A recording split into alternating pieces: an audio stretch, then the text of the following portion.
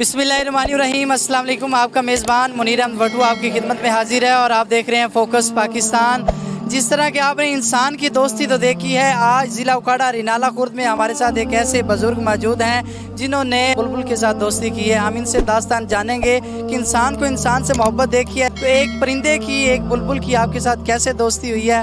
और एक ऐसी दोस्ती है कि बुलबुल इनका घर बार नहीं छोड़ती, बल्कि रेडी लगाई हुई है। रेडी के ऊपर जो छतरी लगी हुई है, बुलबुल दिन रात उधर रहती है। जब ये उनको दाना डालते हैं तो वो फ़ौरन भागी आती है। अस्सलाम वालेकुम।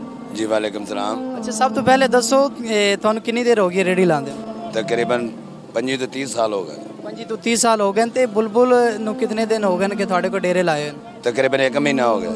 ते किस तरह आई ते तुहानू किस तरह इहदे नाल मोहब्बत हो गई?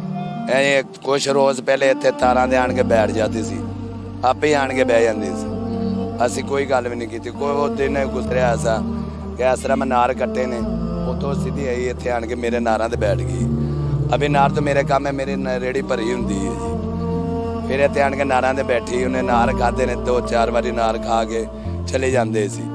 उस तो बाद फिर आण गई, फिर आण के नार खाते ने। उस तो बाद आण के उन्होंने अपना घर बनाना शुरू कर दिता। फिर मैं भी आसा आसा वेख्या भी घर बना रही है।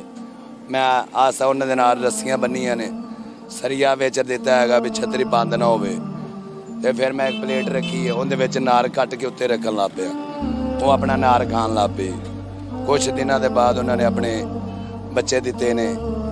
उस तो बाद हट के इस तरह करके साडा उन्हां दा प्यार हो गया। अच्छा, ये भी सुना है कि तुसी रात छतरी बंद नहीं करते ने कि परिंदे बुलबुल इत्थे ही रहिंदे? हाँ जी। अच्छा, उन्हें अपने डेरे जमा लिया? हाँ जी, हाँ जी, बिल्कुल। उन्होंने अपना घर इत्थे बना लिया जिवें तुसी आपदा घर बनाते।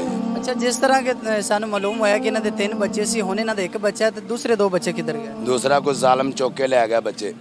जिस तरह तुसी मसलाल कहंदे भी साडे 2 बेटे गायब हो गए ने, चुके गए ने, तुसी रोटी नहीं खांदे, घर घर गली गली मस्जिदां दे विच ऐलान करदे जी भी साडे 2 बच्चे चुके गए ने, बराए मेहरबानी किसी नूं पता होवे दस जावे आण के।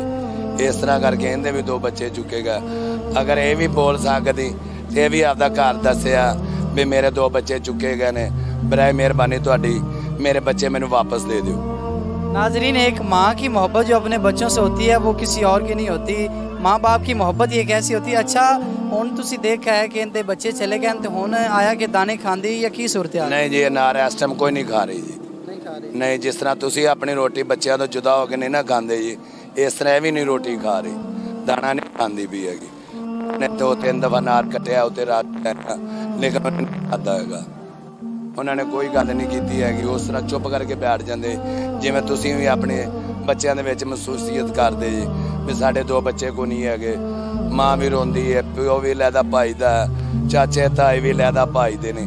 अगर इन्हें भी चाचे ताए लैदा होंदे तो ये भी भजे है, लेकिन इन्हें वास्ते कुछ नहीं है। लेकिन असी गुजारिश करते हैं कि तुहाडी मेहरबानी है, जिन्हें भी चुके ने, जिवें तुसीं अपने माँ प्यो तो जुदा होंदे जी, तुहाडी मेहरबानी है उन्हें आण के बच्चे उत्ते रख देवे। इन्हां दे 2 बच्चे परिंदियां दे चुक के तैनूं की मिलना। नाजरीन, इंतहाई अफसोस हुआ है कि ज़िला उकाड़ा रिनाला खुर्द में ये अनार फरोश हैं, रेडी लगाते हैं। किसी जालिम शख्स ने एक माँ के बच्चों को उससे जुदा किया। छोटे छोटे मासूम बच्चे हैं जो अभी दाना भी नहीं खा सकते। एक माँ अपने मुंह से उनको दाना खिलाती थी। और कैमरामैन दिखाएगा, ये बड़ी ऊंचाई पे छतरी लगी हुई है और यहाँ पे चिड़िया अपने बच्चों को दाना पानी खिलाती थी। और किसी जालिम शख्स ने यहाँ पे उसके 2 बच्चे उठाए हैं। आपने इंसान की मोहब्बत देखी है, दोस्ती देखी है। इंसान तो एक दूसरे को धोखा दे सकता है।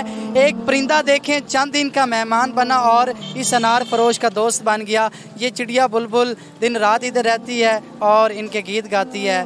देखते रहें फोकस पाकिस्तान।